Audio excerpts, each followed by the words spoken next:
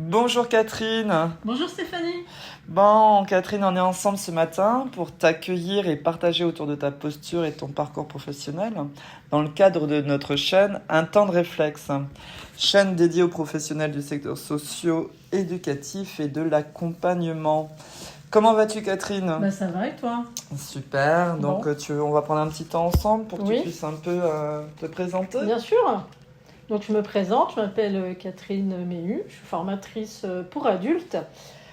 Forte d'une expérience de 25 ans en entreprise, je cerne les enjeux des établissements quant à leurs exigences de qualité, de rentabilité. Et je me suis convertie en tant que formatrice, je l'ai dit. J'ai rencontré des professionnels du secteur sanitaire et social, ce qui m'a fait prendre conscience des préoccupations qui affectent les organisations pour la prise en charge des personnes accueillies et notamment des enfants. La psychothérapie, bien sûr, m'a aidée pour accompagner les individus en recherche de sens qui souhaitent allier leur exercice professionnel à leurs valeurs. Et là, on est au cœur du sujet. Aujourd'hui, ma motivation, c'est de considérer chaque intervenant comme acteur agissant pour le bien-être, la coopération entre professionnels, avec les familles, qui demeurent des atouts pour se développer soi-même, et aussi la valorisation des équipes. Aujourd'hui, j'interviens au niveau du référentiel essentiellement CAP assistant éducatif petite enfance. Je pense, du fait de ma pratique en psychothérapie, j'écoute beaucoup la parole des stagiaires qui reviennent de leur période de stage en structure et le retour des professionnels, je trouve, sont vraiment précieuses. Et j'en ressens que le quotidien des personnes qui accueillent des enfants en structure, même en école maternelle, se fait dans des conditions peu optimales. Et les professionnels ont beau s'exprimer, attirer l'attention des pouvoirs publics, de leur propre hiérarchie sur les conditions d'accueil et la qualité de vie au travail. Elles se sont épuisées par écouter ou écouter mais pas entendues, et je pense qu'elles ont besoin d'être soutenues. Donc là, si je reformule un peu, donc tu interviens dans le champ socio-éducatif en tant que formatrice. Est-ce que ce qui est au cœur de tes préoccupations actuelles, c'est ce que tu présentes du retour de tes stagiaires, hein, qui ramènent des difficultés sur leur lieu de stage, notamment sur les structures de type crèche? Est-ce que c'est bien ça que tu veux dire, avec une manque de qualité de vie au travail? Alors, c'est notamment ce que rapportent les stagiaires. Comme je suis amenée aussi à rencontrer les professionnels de la petite enfance lors de mes visites de stage, par exemple, ou bien quand je les entends, j'entends leurs témoignages sur des émissions consacrées à la petite enfance.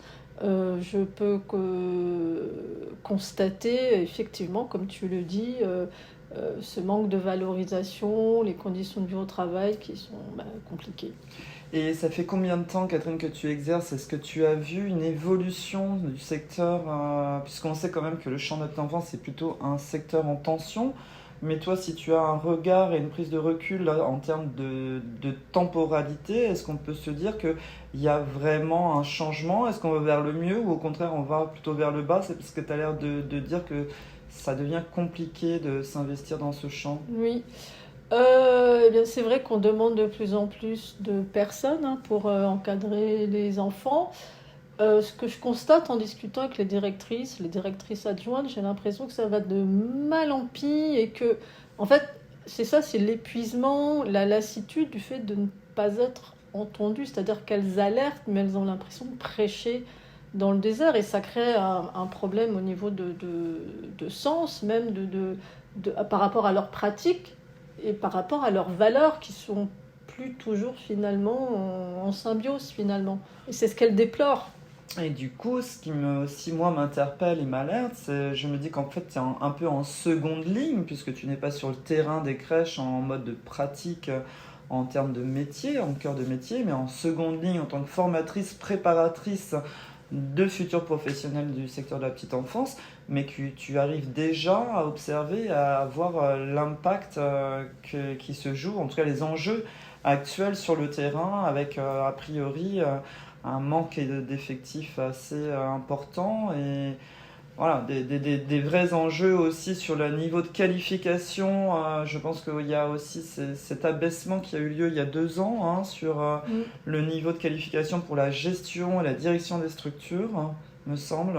C'est ça, et je pense aussi que ça crée des tensions au sein des équipes, puisqu'il y a des personnes diplômées, des personnes non diplômées, donc ça creuse encore plus ce sentiment de ne pas être écouté, de ne pas être entendu. Et les stagiaires trouvent que c'est pas forcément juste, enfin les professionnels, les stagiaires qui viennent des professionnels, c'est pas forcément juste. Il y en a qui ont un diplôme, il y en a qui n'ont pas de diplôme, elles sont payées au même titre, à peu près avec le même salaire. Donc ça crée ce qu'elles estiment être des inégalités et bon, elles se retrouvent pas tellement. Elles ont fait des études justement pour être valorisées, être au plus proche des enfants. En sachant qu'on sait que CAP Petite Enfance, c'est la première porte d'entrée diplômante, en tout cas, effectivement.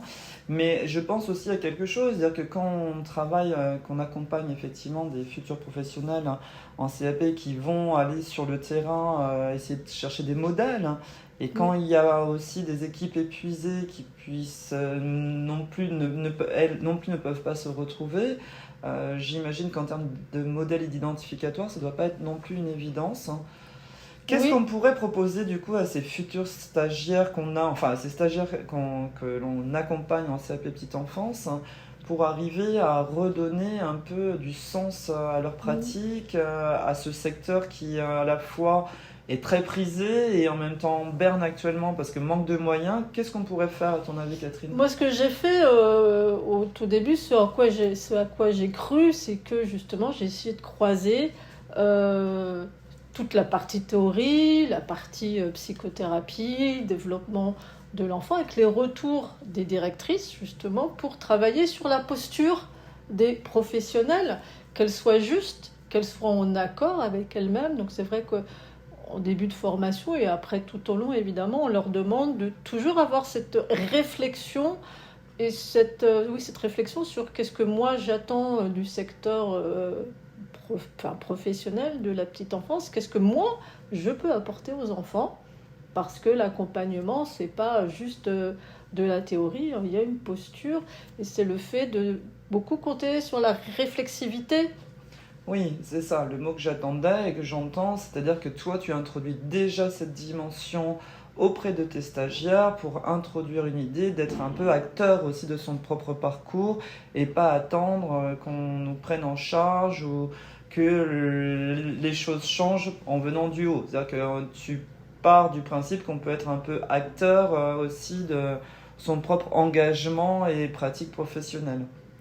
C'est ça, il n'y a rien de pire que des gens qui sont assis, qui attendent que ça se passe. Donc effectivement, le mieux, c'est que les personnes, comme tu dis, se sentent actrices, qu'elles s'interrogent sur leur pratique, qu'elles prennent du recul, qu'il y ait aussi une concertation entre professionnels pour qu'il y ait une continuité des soins. Oui, et alors, en même temps, ça m'intéresse ce que tu dis là, parce que j'ai aussi une petite question pour toi. Quid des directrices, en tout cas des responsables de structure, ou bien même les EGE qui encadrent, tout ce qui est des personnes qui sont dans l'encadrement. Donc bien évidemment, on peut qu'imaginer que les personnes qui sont en direction, en structure, impulsent quelque chose, je dirais d'un management humaniste qui essaye de tendre vers la montée en compétence de chacun et chacune, mais au bénéfice avant tout d'un projet qui prône des valeurs éducatives et pédagogiques. Néanmoins, ces directrices elles-mêmes parfois sont aussi mains liées ou ont aussi des surcharges de travail ou ont aussi elles-mêmes une hiérarchie qui cadre ou qui limite son champ d'intervention. Donc comment on pourrait articuler ça aussi, parce qu'au final, il y a aussi une autre problématique qui est comment elles peuvent se positionner, les directrices, pour pouvoir aussi, est-ce qu'elles ont vraiment la main pour changer aussi et être actrices, comme tu disais, pour accueillir aussi des gens qui deviennent acteurs. Oui, je pense que c'est un peu le nœud du problème. Effectivement, elles alertent et puis il ne se passe pas forcément grand-chose. Après, c'est sûr qu'il y a un recentrage nécessaire à faire pour justement allier les valeurs, la pratique, l'accompagnement des enfants, en tenant compte oui, de toute la partie institutionnelle et la théorie pour le bien-être de l'enfant. Je pense qu'il y a beaucoup de la communication qui doit intervenir avec des réunions d'équipe, que tout le monde ait le même but et les mêmes moyens un petit peu, en tenant compte évidemment de sa spécificité. On a aussi, nous, en tant que professionnels, une culture, une spécificité, une identité, et c'est tout ça qu'il faut arriver à mettre en concertation, et ça, je pense que ça peut que passer par le dialogue pour être efficace. Donc tu prônes avant tout de la communication, l'accompagnement en équipe. Alors Catherine, on a prévu un petit podcast sur comment envisager l'accompagnement, comment soutenir les directrices. D'ailleurs, je m'adresse aussi à celles qui peuvent peut-être nous répondre. On va vous envoyer un lien sur un webinaire qu'on va co-construire avec Catherine, et puis on aimerait avoir votre participation, vos témoignages. Donc si je te laisse un petit mot de la fin, Catherine, sur ta présentation, qu'est-ce que tu pourrais clôturer? On aura le temps d'investiguer un peu plus ce champ et cette question autour de la prévention au travail, la qualité de vie au travail, sur cet autre podcast dédié aux directrices. Donc là, on va juste cheminer sur la fin de ta présentation de ton parcours professionnel. Qu'est-ce que tu aimerais ajouter? Ce que j'aimerais ajouter, c'est que le champ est très vaste et notre champ d'intervention est énorme, et que le bon côté, c'est que tout le monde en a conscience, et que effectivement, tu parlais de co-construction. Je pense que c'est le maître mot qui aujourd'hui est à mettre en avant, la co-construction, la coopération, pour que chacun puisse être bien au travail. Et bien voilà, sur une parole assez encourageante et enthousiasmante, être bien au travail, c'est possible de travailler autrement. On vous retrouve sur un autre podcast. À très bientôt. Merci Catherine. Je t'en prie, Stéphane.